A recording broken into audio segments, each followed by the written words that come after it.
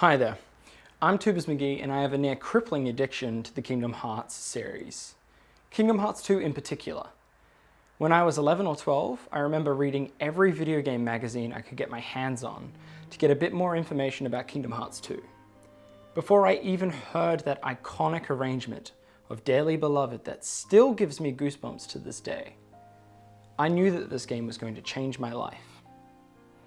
I didn't quite know how deep down the rabbit hole I would go an entire 14, 15 years later, but here we are. I've come to terms with this. Kingdom Hearts 2 had always been a game that I thought of fondly, and I remember defending the final battle as being one of the greatest final battles in all of video game history in the school playground. I was still reluctant to call it my favorite game of all time, however. When Kingdom Hearts 1.5 was released, I thought it was amazing. As someone who played Chain of Memories on the GBA when it released, I even enjoyed Chain of Memories.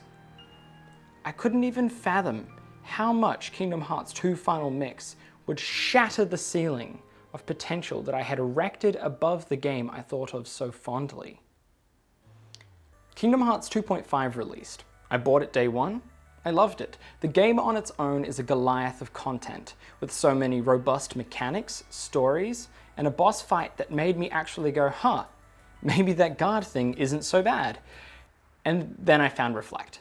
You see, most of this stuff was in Kingdom Hearts 2 vanilla, but the game just didn't do much to encourage the player to do much other than mash X and then mash triangle. Yes, I play with the English controls.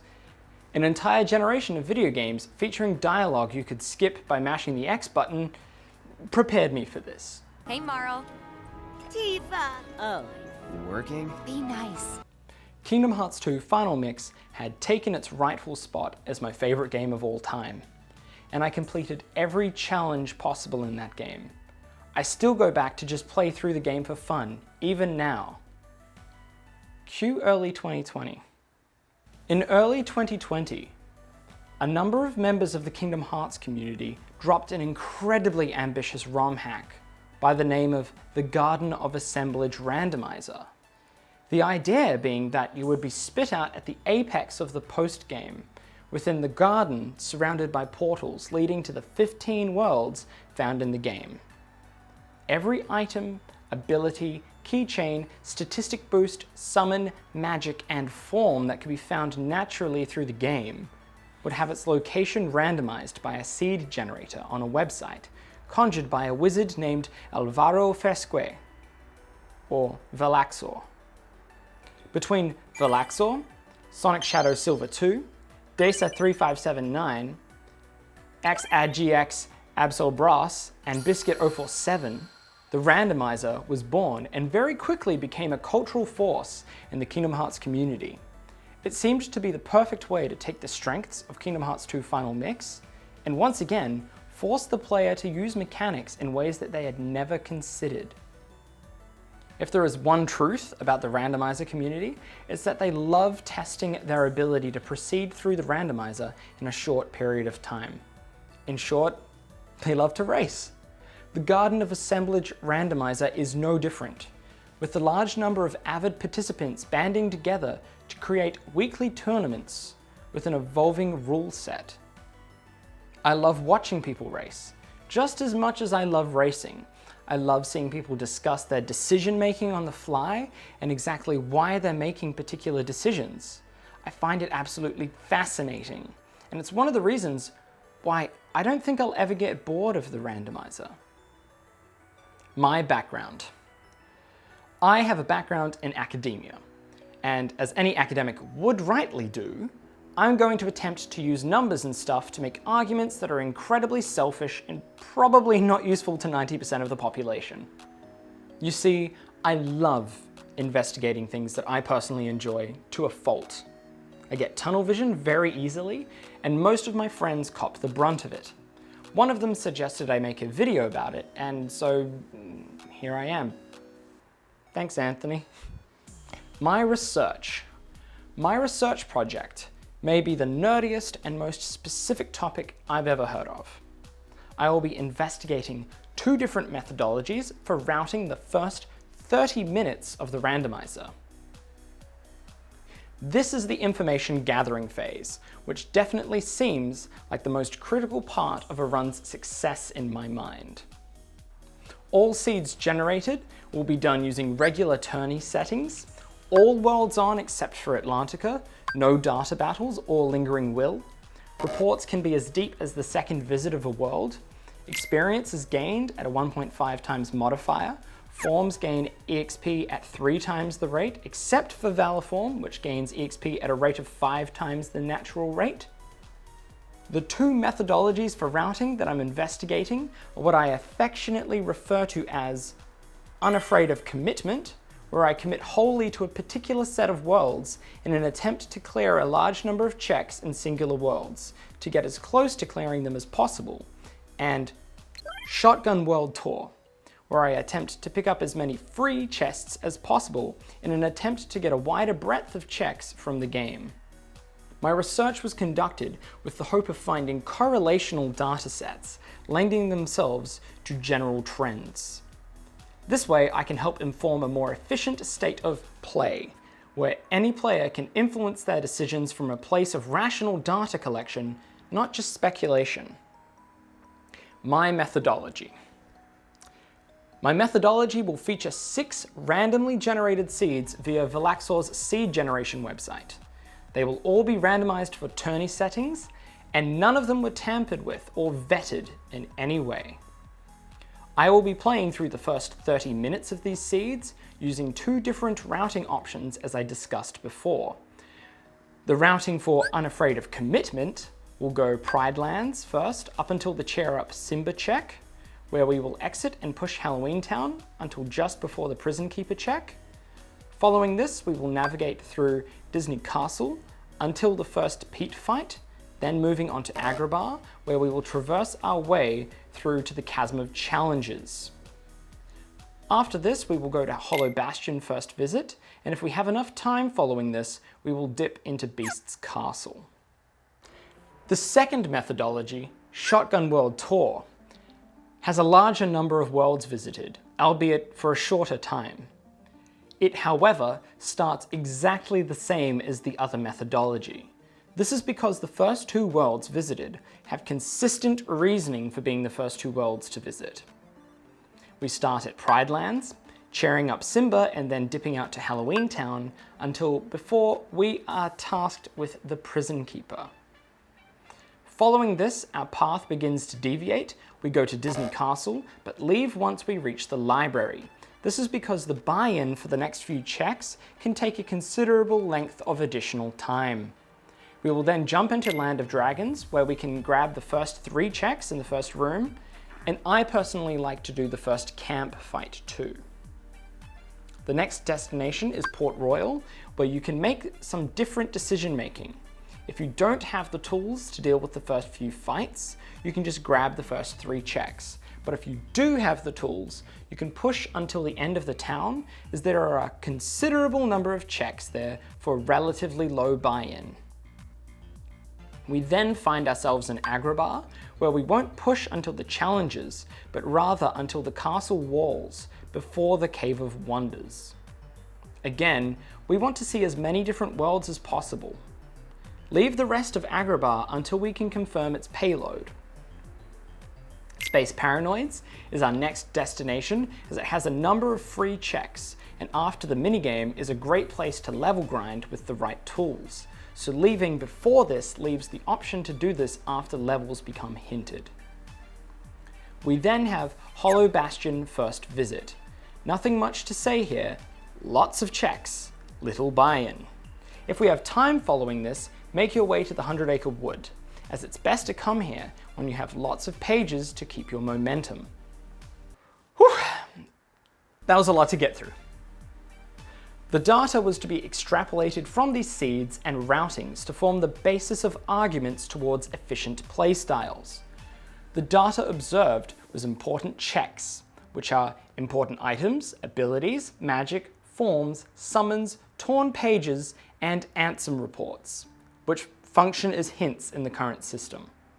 Worlds visited, which is the number of worlds we enter. Proofs, which are one of the main objectives of the randomizer. You must collect all 3 proofs in order to unlock the final boss. Ansem reports, which inform you of how many important checks are in a particular world. Death cycles, meaning how often I died in a particular run. Number of checks done. This is non-inclusive of levels gained, as these can also have checks, but the number of overall chests, bonuses, and other places where items and abilities are gained.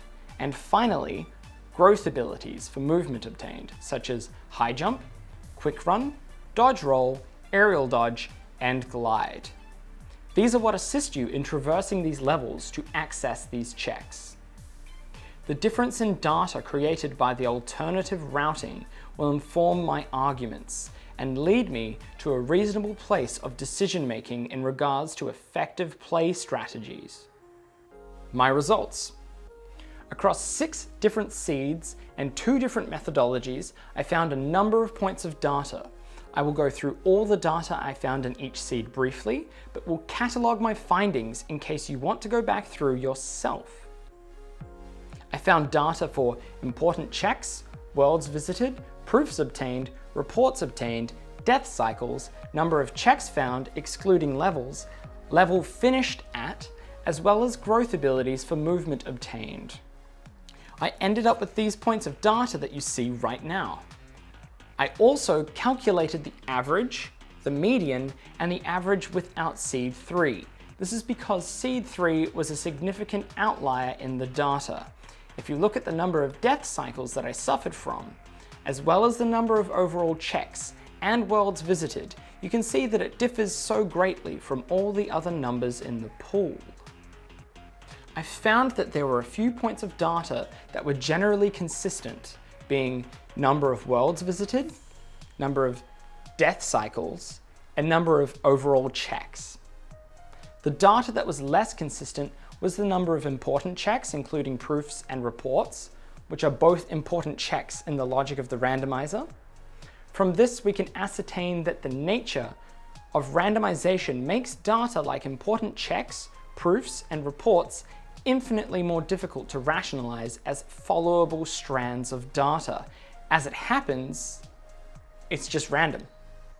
The important data sets, however, are the number of overall checks made, as the higher the number of overall checks made, the more possibilities to uncover important checks there are.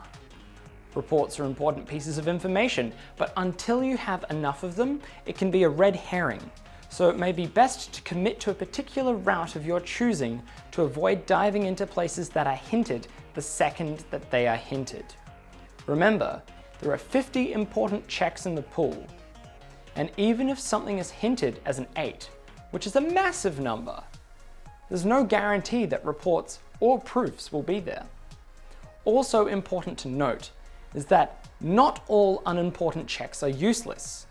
Growth abilities are not considered important checks, nor are combo modifiers like guard break or explosion. Speaking of growth abilities, I decided to categorize these in 2 different classes. You see, not all growth abilities are equal. They all help you with movement, but you can't really compare the strength of high jump and glide equally. They both do significantly different things, but objectively, glide will help you more in terms of picking up checks quickly. It is for this reason that I decided to add an additional column of data besides the total number of movement checks found. I added a 1.5 times modifier to quick run, aerial dodge, and glide, as I found that these checks in particular aided in the speed of the run, not just the maneuverability. I added a column for the overall value of the movement found, and would you believe that this data ended up being remarkably consistent? I ended up comparing the value of movement versus the number of checks obtained, but I'll discuss that a little later. My findings. My findings are to be presented primarily as figures-based objective data, but it's important to discuss the relevance of this data in a slightly more subjective, qualitative way. This is because we need to approach this information with the appropriate context. We are looking at information gathering in the initial 30 minutes of play. So while gathering proofs is an important factor to track and discuss, it may not actually aid our argument for whether a particular methodology is strictly better. Another point that needs raising is that the data presented is from a relatively small pool.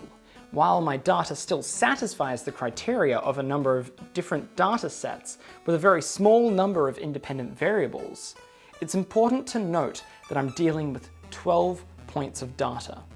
If you look at both methodologies applied to the same seed, it's more like 6 points of data. While this is still scientifically valid as a research system, it's important to note that with a greater number of data sets, we can discuss correlation with much more evidence. The big downside to doing this? It literally takes 30 minutes at least per data set. I can't use other people gathering this data because that adds another independent variable, which can skew the data even further. And I have a full-time job, and recording the runs that supplied the data for this analysis already took about 6 to 7 hours. To even double the data involved would take a large pool of time and effort that, frankly, I don't have. Would be nice though. This is why academic theses take years to write and sometimes years to propagate the data. Esteemed scientists absolutely live their research, and because of this are able to satisfy a larger body of work requirements. It also helps that, depending on your subject, a doctorate and sometimes master's degree is government subsidized in countries like Australia. I can't really speak for other countries, I apologize. With all forms of data, there will be outliers, and I addressed those as they arose, to ensure that I was able to compare data sets that were both the entire pool and the pool minus the outliers, to help aid discussion. I found that in my first routing, I had an average number of 91.5 overall checks, with a median of 92.5. Whereas in the second routing, I had an average number of 93.7, with a median of 94.5. One thing that can balance this out is that my average finish level was 13.2 for the first routing and 11.5 for the second routing. The additional checks on levels can impact the overall number of checks, so that's another thing to be aware of.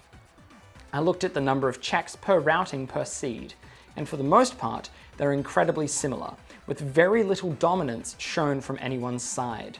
The one outlier here is seed 3 routing 1.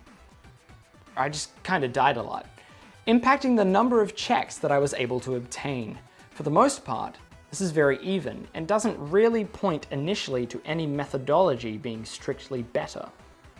One thing that interested me was the correlation between death cycles and the number of overall checks obtained.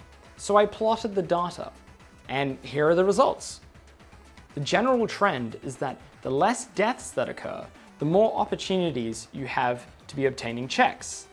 The seed where I had 6 deaths is a perfect example of this. I only obtained 84 checks within that run, where in runs where I had 1 or fewer deaths, I had between 90 and 100 checks. Deaths are not the only factor that leads to obtaining more checks in a time period, but I think it's fair to say that they contribute. While not that important to our discussion, I thought it would be interesting to plot the number of important checks per routing and number of reports obtained per routing. It actually tells us something really important. The luck aspect does impact your ability to find these checks. However, in 30 minutes, there is a reasonable opportunity to find the same number of checks in a single seed. The only seed where it varied greatly was in the third seed, where, as we've discussed, the first routing got bonked repetitively. The average movement that was found in both runs was 5.5, with an average value of 7.1, a median total of 6, and a median value of 7.5. There are outliers here, particularly seed 2 routing 2, where the number of total checks was the lowest on the board, a 4, and the lowest value being 4.5, a whole 1.5 steps below the next lowest value. I think this lack of movement played into the fact that this was the lowest number of overall checks obtained in the second routing of any of the seeds. I plotted the data of the number of checks obtained versus the amount of movement obtained, as well as the value of movement obtained, and as expected of the data, there is a positive correlation between the movement obtained and the number of overall checks. I wanted to see how the value of movement balanced out against the number of deaths in a run. So what I did was I found the value for checks per value by dividing the number of checks by the value of the movement. This provided me with an overall value for checks per value, which I could then compare against the values for deaths per run. I found that one of the seeds in particular had a massive checks per value. This was seed 2 route 2, which we previously marked as an outlier as it had such a low value of movement. This skewed the data so heavily, so I ended up viewing the data without the seed included, which provided a similar but much more rational data curve. The number of checks per value generally increased as I suffered less death cycles. This leads me to a few major findings. Movement is critical to the speed of a run, but even with good movement, death cycles can still impede your progress. The overall checks of a run are the most important value we can compare against, and certain decision making allows us to obtain those checks more quickly. Rationalizations for certain worlds. Certain worlds have certain benefits and costs involved with traversing them. These are not concrete and rely immensely on context and personal preference. Here are my suggestions. Simulated Twilight Town. Jail. I'm going to jail! About to become a little bit less relevant in the PC port, so we'll see how that changes, but at this point you must commit to the world. Twilight Town.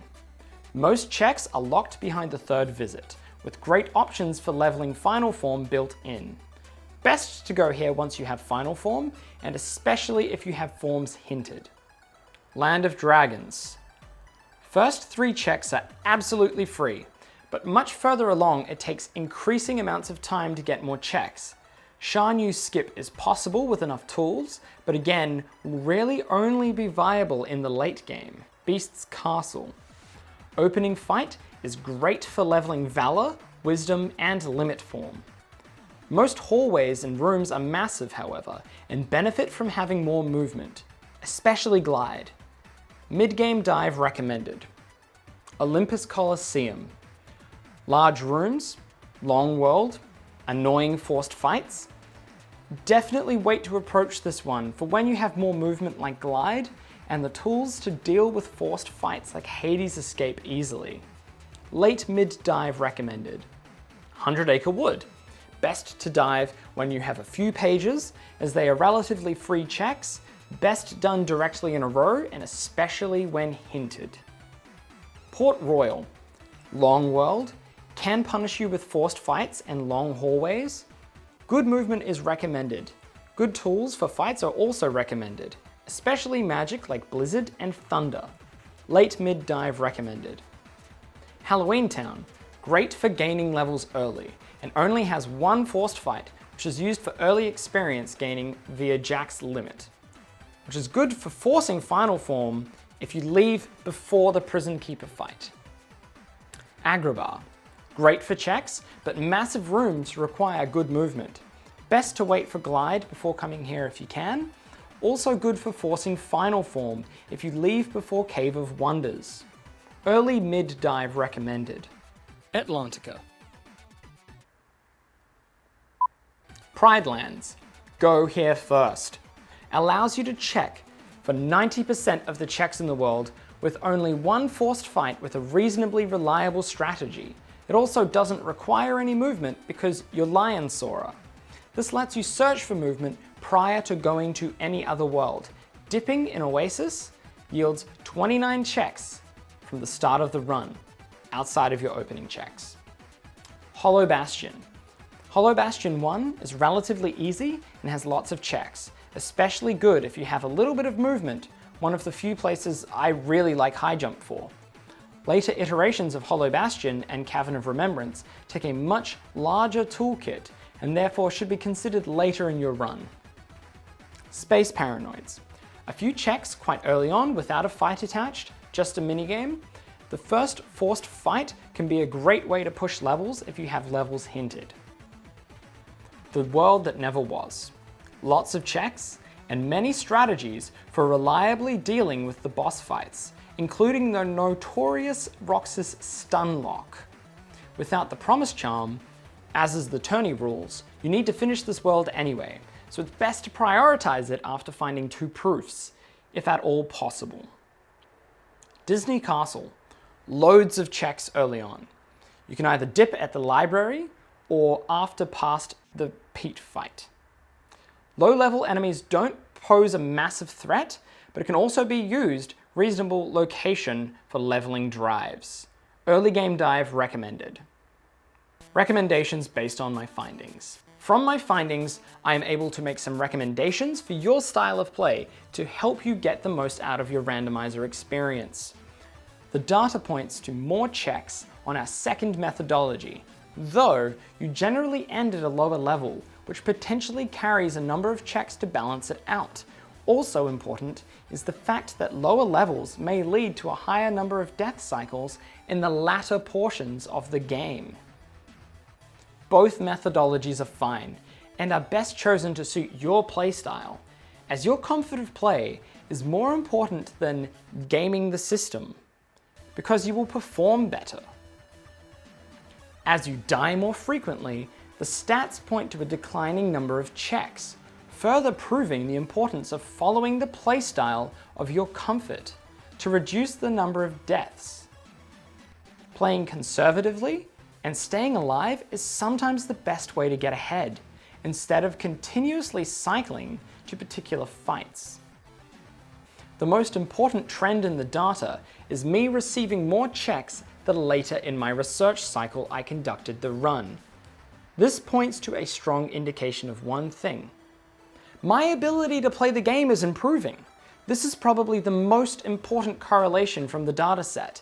As you play more often, you will perform better. Learning theory is definitely important for this, and in fact, any game. But perhaps more important is the ability to perform and show the practical application of your knowledge. Closing statements. This certainly has been an interesting project, and I've really enjoyed conducting the research, crunching the numbers, and coming up with results based on the data. It shows that more so than conducting research on the Kingdom Hearts 2 randomizer, you can in fact make sense of many games or other endeavors that you're interested in to bring out objective truths. In case you're interested in watching all of my runs, I have uploaded all 12 of them to this channel for your viewing pleasure, including the one where I died like 6 times to the mini escort mission. Thank you for sticking around for this whole video. I really appreciate you hanging out with me to ascertain really dumb information that no one really wants to know, but I think is pretty cool. If you stuck around this long, I would really appreciate any support you can give. Even a like and subscribe help more than you could believe. Have a great day, evening, morning, Christmas, birthday, or whatever applies best to you. I'll catch you on the flip side. Jane.